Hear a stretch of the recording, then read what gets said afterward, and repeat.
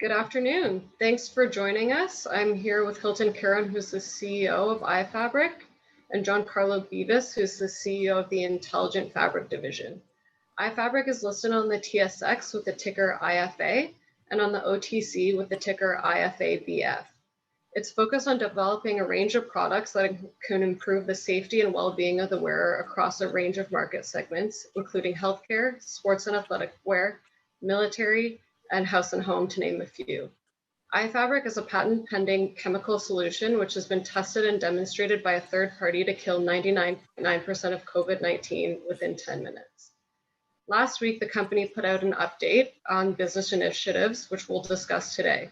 We'll open up the conversation to Q&A as well, so if you have any questions, you can input them into the questions in the Q&A box below. So thanks, Hilton and Giancarlo, for being here. Congratulations on the update last week. Obviously, a lot of news, mostly good news. Yeah, it's really exciting, and I know you guys have been ramping up pretty quickly, so I'm excited to hear about the update. Thanks, Tina. Appreciate it, and thanks everybody for tuning in. I think that what we're going to use this opportunity to do is to allow investors and potential investors to question anything they have with relation to where we are of late. I think we put out an update to try and really bring the highlights to point of the main taking points that we've achieved of late, and we're welcoming any questions, comments, opinions, and please feel free to go ahead and give us any questions they would like. So why don't we start with Under Armour? You put an update. Initially, when you went out with Under Armour, you were in one SKU. Now you've moved to 6 different colors on the sports masks, I believe, and are launching with winter gaiters. Can you talk a little bit about how things are ramping up with Under Armour, where you expect things to be, and how quickly they're reordering with you?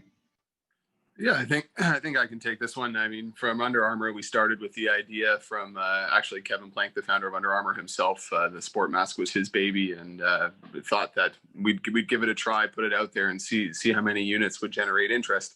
And as you've seen in the media that's been released, it sold out in under an hour in the US. It sold out in 15 minutes in the UK and Europe, and it's really been well received by a lot of people. So originally it was offered in black only. We've now gone into 6 different colorways. They've taken the form of the sports mask itself and added it to a half gaiter and a full gaiter for winter, and just for some more comforting. Some more comfortable ways of wearing the specific mask, and it's been a phenomenal program for us. We've had probably about 3 or 4 different reorders at this point, with another reorder coming in the next, I would say, 30 days. And then we've been looking at using the antiviral formula for some other programs as well, from apparel and things of that nature, and some other accessories. And then also the combination of the antiviral formulation with perhaps some dream skin technology that could be used for gaiters and face masks, because they're such close proximity to the face. Well, it's interesting you say that, because I think mask me is a new term that we hadn't really heard before COVID, but we've talked about Protex 2 a lot, haven't really spent too much time on dream skin. So maybe we can talk about, or Giancarlo, you can tell us about dream skin and the benefits of using that in masks and other products. Yeah, sure. So DreamSkin is a proprietary polymer that was originally developed for people with eczema, dermatitis, and other kind of skin conditions. It was an alternative to your typical topical steroids and other kinds of ointments to help people who suffer from those conditions. And what it does is it keeps your skin in the perfect environment to allow it to heal itself and repair itself, while keeping it moist when it needs to be moist, and while wicking moisture away when you need to have a little bit of a drier environment. And so in the past, we've done a whole host of work around DreamSkin as it relates to undergarments and things like that for people who suffer from this, but also in wound care when we combine it with Protex 2 to help keep bacteria away from the wound and have DreamSkin do its work and help heal the wound slightly faster. And so we're working on that in that environment, but bringing that into the athleisure and sportswear market. We've done a lot of experimental work with DreamSkin and how it relates to tight-fitting garments and accessories, and how it can prevent chafing and things of that nature. So as COVID came out, and as you mentioned it, mask me started to rear its ugly head. we decided that obviously Protex 2 in your mask is going to help keep the bacteria that causes acne and things like that away. And Dream Skin will just give you that soothing and moisturizing sensation to keep your skin in the best environment to hopefully prevent maskne. So how did that conversation start with Under Armour, and have they done their own testing with Dream Skin? Yeah, actually, they were looking at a different technology from a different company, and it just came about in a conversation we were having about planning production. And I said, "Well, guys, that sounds like it sounds like an interesting technology, but we have Dream Skin, which you guys looked at for sports bras and tights many years ago, obviously under a different innovation chief." And I said, "Why don't you have a look at the data that we did from that?"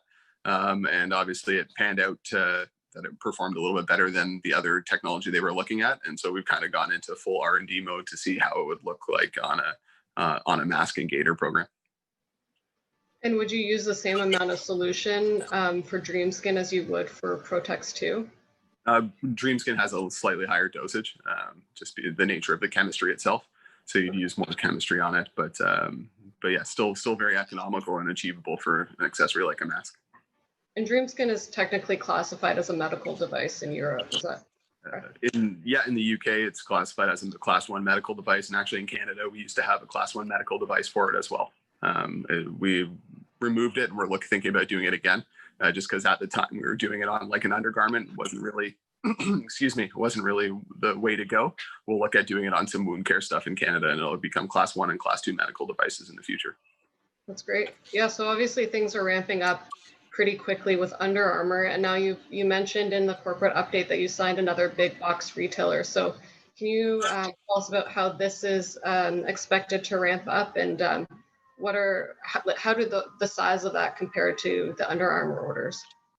So it's a national big box retailer in Canada, probably the largest one here. And we started discussing with them, obviously, the success of the Under Armour mask, and they wanted to kind of have a similar program. We were doing a gaiter program, which was the first one to launch, actually shipped about 2 weeks ago. It should be in store within the next 2 weeks under their own private label. And then we did a mask program that I believe is supposed to ship from us around December. So it'll be in stores around January. And really what it is getting a back to the gym, getting back to life kind of 2-pack, where it'll combine a sport mask version as well as a performance apparel t-shirt. That's also treated with Protex 2 AV.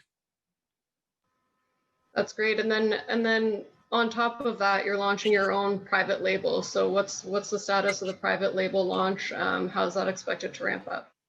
Sure. So there's 2 of those launches coming. The frontline personal protective wear. We're in the final throes of production, so we would expect goods to be on the water in the next week or 2. So we'll still launch around the end of the year as we predicted, with a 3-ply treated mask, a KN95 treated mask, a reusable textile mask in 2 different incarnations, one more of a sport mask, one more of a regular everyday use kind of mask. So those are all underway. And we also did an isolation gown that's treated with the Protex 2 AV. I think initially we'll sell them on our IFTNA website, as well as going through some of the distributors, medical device distributors in Canada, for the masks and things of that nature, because that's just the typical channel. And everything seems to be on track for late end of the year launch, but we're getting there closer and closer every day. And you had guided kind of around 5 million target sales for the first year for private label. Is that still something that you'd be looking at? Yeah, I think that we'd still be on track with that. The medical distributor is looking at big volume size orders, so we're not going to be relying just on our web-based sales. Those are kind of the big volume drivers for now. And once we get the first initial runs in, we'll look to expand that with some more distributors into the U.S. and things of that nature. So I'm pretty comfortable with that, with those numbers. Okay, great. And what about some of the other opportunities in the pipeline? I know there's other opportunities within Protex 2 with the laundry additive, potential for hard surface sprays. You've been in discussions with airlines and a number of different industries. Can you give us an overview of how things are shaping up on that front? Yeah, there's a couple things that have started to come to fruition. Obviously, unfortunately, we can't speak about a lot of the things that haven't been released publicly at this point. But the testing has shown great residual kill for bacteria. Now we're moved on to viral testing on the hard surface, or all surface coating, as we call it. So we've seen some fantastic preliminary efficacy.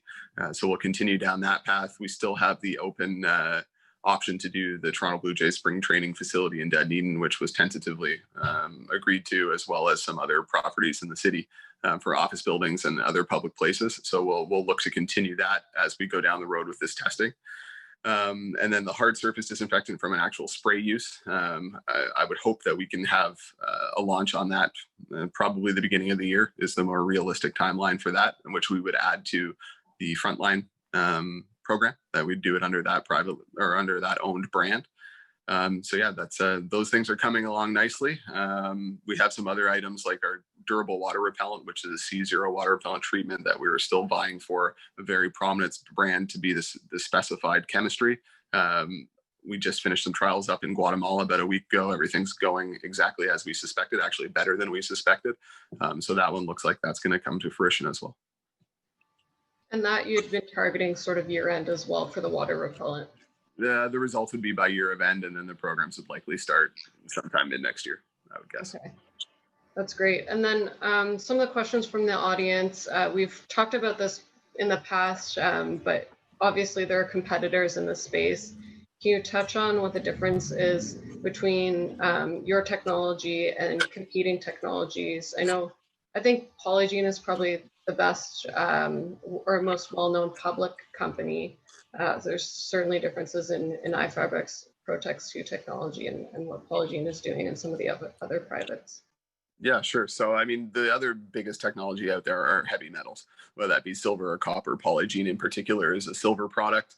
I mean, it's in silver in textiles is not an effective antimicrobial. Silver to be antimicrobial must be fully hydrated. So unless you're walking around in a soaking wet mask or a soaking wet gym t-shirt or a soaking wet scrub, you're not getting full efficacy noticed from an antimicrobial. Sure, in your gym shirt, if you're sweating under your armpits, you're going to have some excess moisture. That'll give you some kind of efficacy, but the majority of your person is not going to be protected. Whereas Protex 2 uses the moisture from ambient air and doesn't require anything additional to be active. It's just there. It's protocol free. You're protected by putting the shirt on and walking around the whole day. So that's the key difference, obviously. And then the speed at which it kills. So I've seen some of the Polygiene reports, and some of these other guys put out reports on effective against coronavirus. They test against human coronavirus and not COVID-19, two very different viruses. COVID-19 lasts longer on surfaces. COVID-19 replicates at a much quicker rate. It's a much more new and unknown virus as opposed to human coronavirus, which is nothing more than the common cold. Then they have come out with some tests that show they have tested against SARS-CoV-2, but what you'll notice is they test against an ISO 18184 method, which is an international standard, or sorry, European standard, not usually accepted by regulatory bodies in North America. So they wouldn't be able to get any kind of kill claim registered with those results at all. And the reason for that is that method is very sponsor defined, meaning that I'm the sponsor. I can put 10, I can put 10 CFUs of bacteria on a fabric and kill 9.9 of them and start claiming that I have 99.9% efficacy. Whereas the test method we use is an AATCC 100. It's the test method that the US EPA uses to regulate biocides. And that's the reason why we use it. It's more stringent. By the nature of the protocol itself, you have to use 10 to 100 times what you would expect inoculum of what you'd expect to find in the real world. And we used 100 times. And then you'll look at their time points, and they've tested at 2 hours. Some people, some people have said 30 minutes. Well, we're still faster than all of that. We kill it in under 10 minutes, and we have residual kill for 1, 6, and 24 hours, which is something that they haven't been able to claim. And typically with viruses, when you see these other companies out there with a kill claim of 2 hours, well, for people who know anything about viruses, they start to degrade after 2 hours. So it's not necessarily the technology that's doing anything. It's the nature of the virus itself that's starting to degrade and die off on its own. From what I've read and seen from everyone else, we're the only people claiming in 10 minutes, and we're the only ones who have the test data to back it up exactly against COVID-19 or SARS-CoV-2. What about some of the airlines who have signed deals with for spraying down the planes? Is that a similar situation, or are they using different technology? Yeah, so most of those sprays are quaternary ammonium compounds, which are just typical disinfectants that are around for many, many years. Some of them have found some durability that can last up to 7 days, but ongoing, that's not going to be realistic. People aren't going to do that. Our airlines aren't going to do that. There was one where it was a Texas-based company who had a deal with a Texas-based airline to do a couple planes. I mean, they had one press release and it's kind of worn away at this point. Everything that you see from industry is that they can't keep up with these kind of cleaning protocols that they have in place. It's just not a realistic thing to go forward with forever. So what ours is a durable coating that can last 6 to 12 months. That makes that kind of active surface there without having to spray down every time you stop the plane. So that's the biggest difference for us. Okay. So there's a question from the audience. You signed a couple of licensing agreements in Africa most recently, and also South Korea. Can you give us an update on the agreement in South Korea and how things are going in Africa as well? Yeah, so in South Korea, they've started a program with some dental masks for the South Korean domestic market. They just finished their first production run, so I imagine that those will start to flood into the market very shortly. And they've also made some headway in the air filter space that they're working on, and they're working with the actual South Korean government for uniforms and things of that nature. Excuse me. And then we have some athleisure brands that are pretty much domestically for the Korean market as well, that are looking at this and all kinds of things, from masks to t-shirts to everything else. And then the Africa agreement we signed, they're doing their trials right now. Obviously, they need to take our chemistry, put it into their supply chain, and get that going. So that's kind of the stage we're at right now with them. We've delivered the donation that we made to the clinic of the AV Guard, and we're just delivering some initial orders for them to start doing their trialing right now. And going back to South Korea, one of the questions from the audience was, are there any marketing claims or advocacy groups that can be levered from this market? So in certain Asian jurisdictions, you can make a little bit more of aggressive claims than you can in North America. So to be honest, in the domestic South Korean market, we're leaving the regulatory landscape to them. Not necessarily to us, but if they are granted something that's of value, we would certainly leverage that with the EPA and Health Canada and anyone else. Not sure that we'll need it. I think that the data that we've submitted to the EPA for our kill claims is above and beyond what they ever asked for. So I'm not sure that we would ever need to leverage that. But if there was something interesting, we would certainly do so. Okay. And can you give an update on government relation activities, if the Canadian government is aware of the technology, and can you speak to any inroads in the last few months in this area? Yeah, well, the Canadian government's certainly aware of it, that's for sure. Whether they act on that is something else. We've been in discussions with an innovation minister from day one when COVID started. We've been in communication with a whole host of other people within the procurement area of Health Canada. And they don't really seem to know how to handle a product like ours that can kill what we can kill on textiles. So we're working with them. It's in the process, but we're really just trying to find the best and fastest route to a complete registration within Health Canada that we can find, kind of working with them to find that route. Similar to what we would have done with the EPA 6 years ago when we were the first company to go to them and ask to make a kill claim on a bacterial kill claim on a garment. Health Canada has never really given anything like that before. And we actually just filled out a RFP for Health Canada for antiviral treatments for masks. So that was as of last week. So we'll see how that goes out. So how's the advanced kill claim status going in the US? Where are you guys, what kind of discussions are you having now? Obviously, you've been going back and forth on this and still waiting for the final kill claim.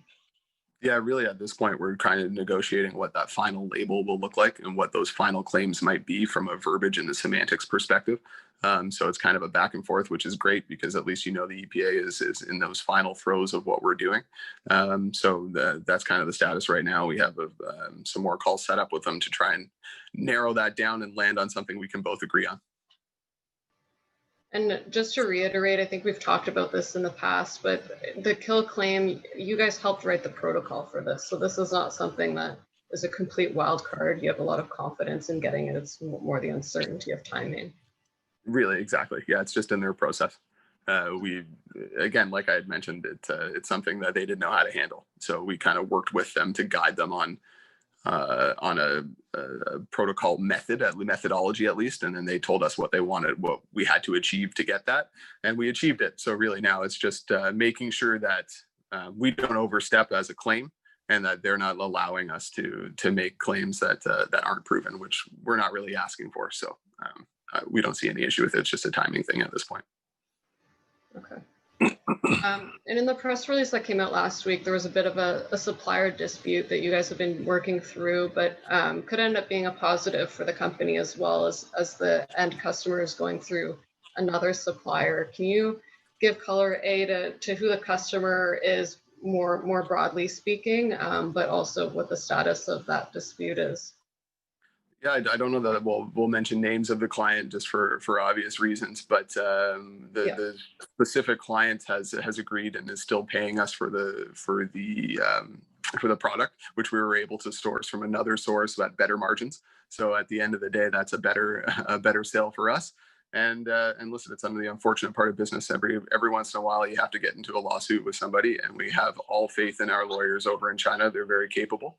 And we're just going through the process. And at the end of the day, we could have the sales of the mask at better margins and still recover all the money. So at this point, that's kind of where we're at. And what about the timing of delivery of that product? Of the new masks, we're starting the first delivery is going to happen within 2 weeks. It's going into 3 separate deliveries. So 1 in November, 1 in December. Sorry, 2 in November, 1 in December. Okay. I think that's a good summary. Can you talk about maybe some of the other catalysts kind of in the near term, what we should be looking for from iFabric in the next few months? Obviously, there's a lot going on, so.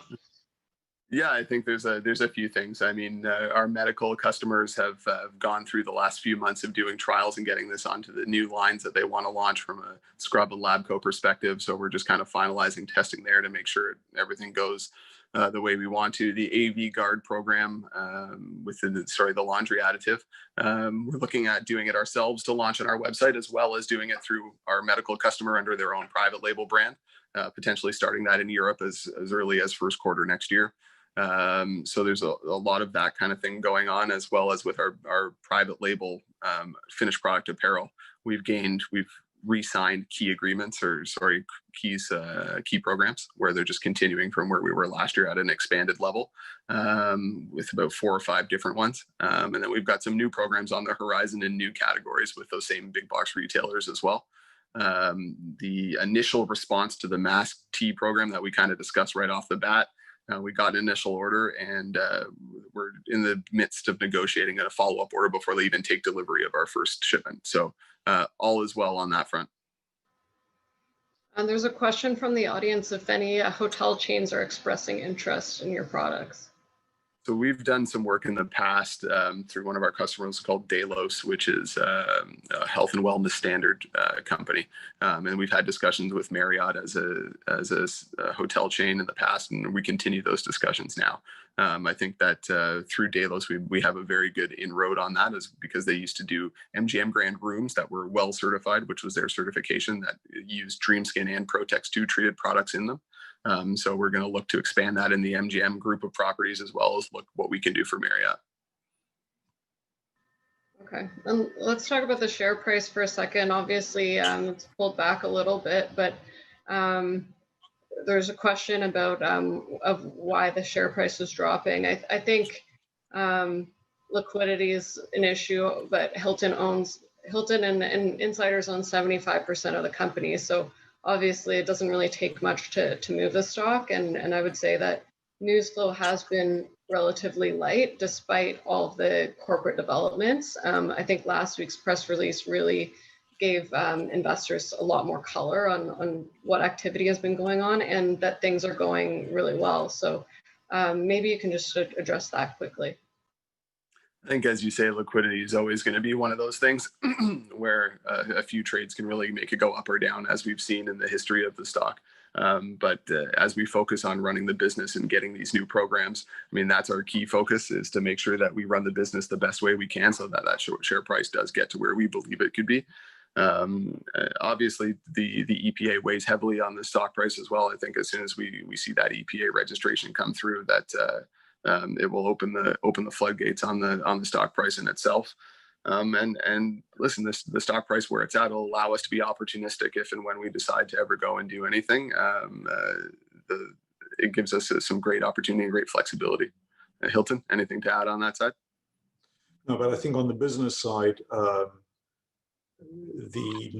think the most exciting thing is that we continue to have market leaders in a variety of segments reaching out to us at very senior levels.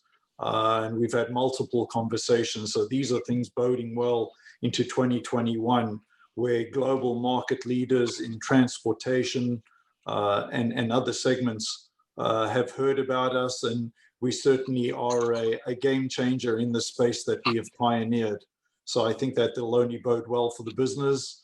And I think when 2021 comes around, despite a pandemic year, when we bring out our financials at the end of the year to see how our company has performed financially and what we've been able to achieve in despite the environment we're in, I'm beyond proud of what we've been able to achieve and what we've got going into the future. And I think that is going to bode very well for our investors.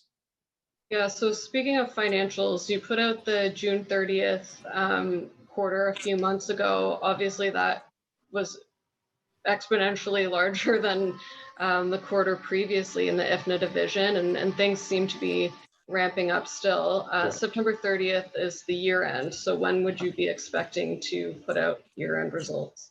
Q4, which will come out around the same time that we do our full financial year. So usually it comes out second, third week in December.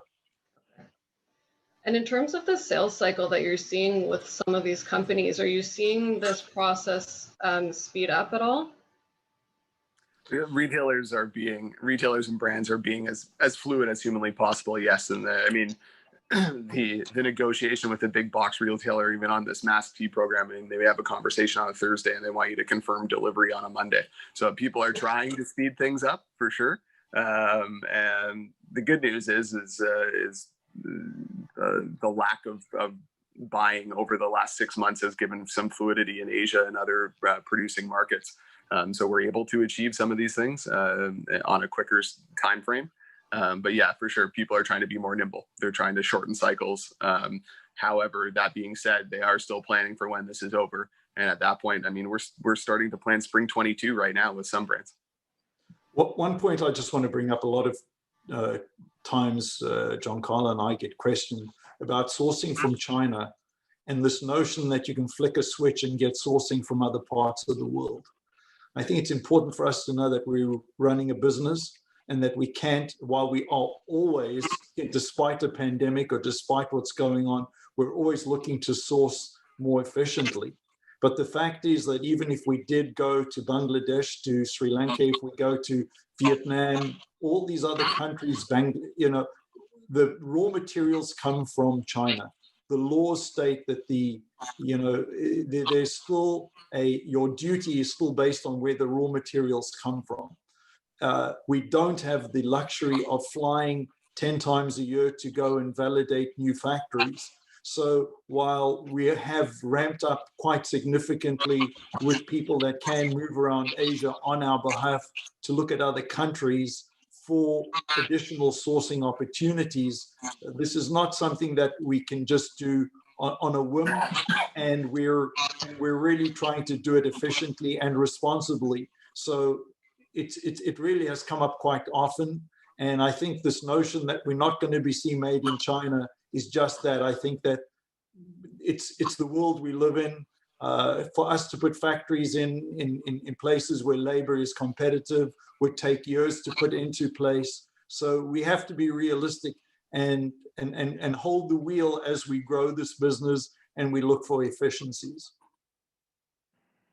And what about the payment cycle? So this big box retailer you're launching with them, how quickly is that going from contract stage to generating revenue and being on your balance? They've actually brought out a rather helpful payment system, and we haven't had to use it. Our cash flow doesn't require it at this point in the game. But as we're growing so exponentially with them, they're able to give rather competitive additional discount to pay us. They could pay us in 7 days from invoice. So, you know, it's something that we will, you know, as needed. It's just nice to have that additional help. They're usually a 45-day credit payment. They pay like clockwork. We're not worried about credit with them. And so it really is, it's nice to have that they've brought out this additional help to their key suppliers. And we certainly, you know, have that additional tool to keep cash flow on a real steady basis. And there's a question from the audience if there's a benefit to partner with a multinational to leverage their production relationships and market penetration. Always the case. We will always look at key strategists who've got market share, and we will definitely, it's been a strategy we've used almost from day one, and we will continue to look for those market leaders that also appreciate what we bring to the table for them to grow our business and theirs together. And what about, we touched on licensing a little bit. Are you working on any other licensing deals now?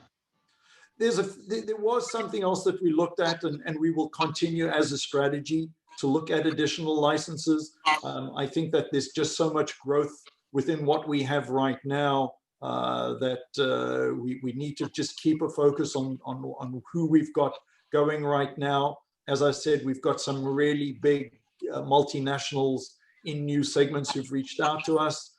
That's going to take a little bit of work. We really have the preponderance done. So each new project we get seems to be a quicker process from initial conversation to getting them up to speed with commercial opportunities. So really exciting new developments that hopefully come to fruition that we'll be able to make some announcements. Just going back to the EPA claims, there's a question from the audience about how big the gap is between what you want to say in the kill claim and what the EPA is proposing. It's not that far off. It really isn't that far off at all. We've actually, what we've negotiated with them is almost identical to what we want to say.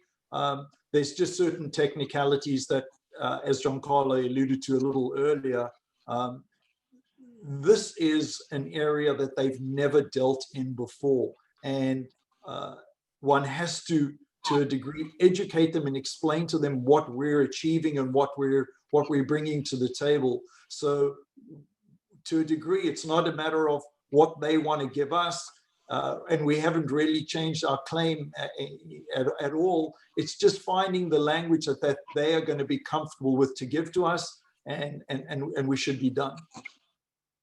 And obviously this big box retailer has moved ahead and moved forward without this advanced kill claim. Are they betting that you will get this claim, or do they believe in the technology on its own and don't really care about the kill claim?